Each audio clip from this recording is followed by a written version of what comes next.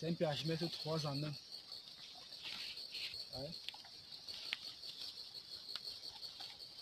En premier là, voici ce qui est écrit là. Ça représente un peu d'humidité. Et on a pH mètre. C'est-à-dire que comme vous voyez dans la colonne là, bon, ça indique et vous voyez les 3 pôles. Ouais. Monstre. Vous voyez là. Ça c'est le taux d'humidité. Quand vous mettez sur le sol, ça donne le taux d'humidité qu'il y a dans le sol. Vous pouvez voir si le sol arrive ou pas. Vous pouvez savoir si oui, vous allez irriguer ou pas. Vous avez light, la lumière. Ça permet d'indiquer aussi le taux de lumière qui arrive au champ pour voir si la quantité de lumière qui arrive est très bonne pour la plante.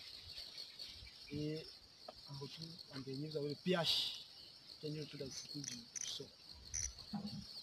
On va tout à l'heure appliquer cela, vous allez voir comment c'est très pratique, c'est très simple. Ça ne prend pas les piles. Donc voilà un peu quelques avantages de ce pH mètre ici. Parce que vous dites qu'il existe différents pH mètres. Il y a d'autres qui vont prendre les piles. Ici là non. À travers donc à travers ces deux pôles-ci là, c'est cette condition là qui permet d'exécuter le résultat ici.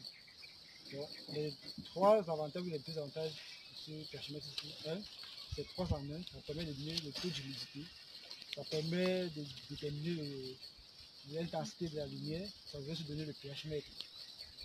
Et ça permet aussi, en fait ça ne prend pas aussi la pile, c'est très économique. Vous voyez que vous pouvez utiliser ça N fois.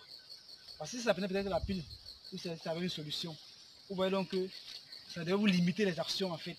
Mais le fait que ça ne prend pas de piles, ça veut dire que vous pouvez N fois tester le pH du sol avec. C'est-à-dire que vous pouvez aller à différents endroits, prendre le pH du sol. Alors, comment ça marche? C'est très simple. À supposer que voici peut-être un sol où on veut faire la banane plantain. On est en train de faire notre étude de faisabilité. On ne sait pas si oui ou non ce sol c'est focus sur notre étude de banane plantain. Ce pH va nous dire ce pH mètre va nous dire si le sol est indiqué pour notre culture de banane plantain. Donc, comment ça fonctionne? On le met juste au sol, le plus profond possible, et on balance l'aiguille en fonction de ce qu'on veut. Voilà. Je ne sais pas si vous tous vous voyez, comme vous êtes en haut là. Il ne faut pas cacher là-bas. Voilà. Donc, supposons qu'on veut prendre le pH de notre sol ici, n'est-ce pas? Je mets mon aiguille au sol. Vous voyez? L'aiguille est là, non? C'est-à-dire que là, c'est sur la lumière. Vous voyez un peu, non? Vous voyez qu'à peine j'ai placé là, comme c'est sur la lumière, je mets au sol.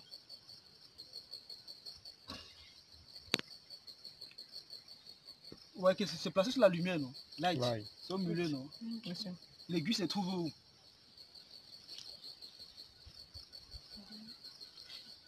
Regardez bien, l'aiguille se trouve où? Light, du côté droit. Hein? Du côté droit qui indique que la surface est éclairée. Voilà. Vous voyez que ça varie, non? On a 200, on a 500, on a 1000. Hein? Et que l'intensité de la lumière est très bonne. Ça, on se comprend. C'est-à-dire que l'intensité de la lumière est très bonne, non? C'est-à-dire que le rayon solaire qui arrive est très bon pour la culture qu'on va pouvoir mettre sur pied pour la banane plantée. C'est-à-dire qu'en ce moment, ça nous fait savoir que le phototropisme, peut-être en ce moment-ci, se passe très bien. On est en face. Bon. Maintenant, donc, on va aller à l'humidité. On balance. Vous avez vu que l'aiguille a bougé. Vous voyez comment c'est très pratique, non? Vous voyez qu'en quelques fractions de secondes, ça vous oriente déjà pour faire comprendre ce qui se passe. Bon, on a dit que ça indiquait le taux d'humidité, non? Vous voyez que là, sur la colonne de l'humidité, parce que la première barre qui est en haut là, c'est pour la lumière, elle est toute blanche. Vous voyez un peu, tout le monde voit. Oui. Voilà, elle est toute blanche. En bas, on a l'autre qui a le rouge, le vert et le bleu, n'est-ce pas? On voit donc que là, ce n'est pas au rouge. Si c'était au rouge, ça voulait dire quoi? Que le sol est très sec. Voilà. Mais ce n'est pas au rouge, non? On est au vert. Et au vert, l'aiguille se trouve entre 5 et 6. C'est pas ça, oui, je vois mal. C'est ça, non? C'est ça, Voilà. monsieur. Ça indique donc qu'on a une humidité qui est disponible, mais l'humidité n'est pas en quelque sorte poussée. Parce que vous voyez qu'après ça, on a le bleu qui est là, que ça continue. On se comprend? Oui, monsieur. Ça veut dire que ici, ça nous indique que l'humidité n'est pas très bonne au sol. Donc ça veut dire qu'en fonction de la culture, il va falloir que si on est au bleu, on doit comprendre que non, le sol est bien humide. Donc vous voyez que ça, ça nous a montré que la lumière est très... Donc ça nous fait comprendre que l'humidité n'est pas très bonne au sol. Il faut un apport en eau. On va maintenant passer à l'élément très important. C'est pas pour dire que les autres sont aussi importants, hein. Parce que le fait de savoir que le taux d'humidité n'est pas très bon, ça nous permet de savoir comment irriguer. Le fait de savoir que la lumière est bonne, c'est une bonne chose, ça veut dire qu'il y aura le phototropisme. Maintenant, on va passer au pH. On balance juste l'aiguille. Vous voyez. Qu'est-ce que ça indique? Ça indique que le sol est acide dans une valeur comprise entre 3,5 et 4. Voilà. Le pH est acide, non? Oui. Une valeur comprise entre 4 et 3,5. 4 et 3,5. Alors, qu'est-ce qu'on sait pour le pH de la culture de la banane plantain? Le pH idéal est compris entre combien? Voilà. Le pH idéal pour la culture de la banane plantain est compris entre 5 et 6,5. Voilà. Là, on a un pH qui est compris entre 4 et 3,5. Ça veut dire quoi? Ça veut dire que le taux d'acidité du sol n'est pas très propice à la culture de la banane plantain, mais elle est sensiblement proche de la valeur nécessaire. Ça nous indique tout simplement que le pH, en quelque sorte, ne se trouve pas dans l'intervalle indiqué pour la culture de la banane plantain. Alors, à ce moment où on veut faire la banane plantain, ça nous permet de savoir ce qu'il faut faire. Soit on va voir comment relever cela, que ça puisse être propice. Mais en mettant cela dans ces conditions-ci, on sait qu'on est en train de courir un risque. Parce qu'il y aura une influence sur le rendement, la qualité de produit qu'on va avoir. Parce que le pH n'est pas très indiqué. Donc vous voyez comment avec un outil, en quelques secondes, vous comprenez votre sol. Donc c'est très capital de pouvoir avoir un outil comme celui-ci. Parce que généralement, ce qu'on fait, c'est on tâtonne. Je suppose que le responsable, le promoteur de ce sol, de ce champ, ne connaissait pas lui-même. Il a mis ses plantains autres, il s'est dit, mais le plantain, vraiment, la croissance n'est pas bonne, et autres, les régimes. Alors que le simple pH qui ne connaissait pas au départ, confiance sur cela. Donc, ça permet d'éviter déjà aux gens de mettre assez de millions au sol, sans toutefois connaître le sol. Vous voyez un peu? Parce que tu as dépensé des millions, tu as mis le plantain au sol, mais tu ne connais pas ton sol. Tu te plains du rendement, tu te plains de la qualité des plantes. Alors que le système ne connaît pas ton pH.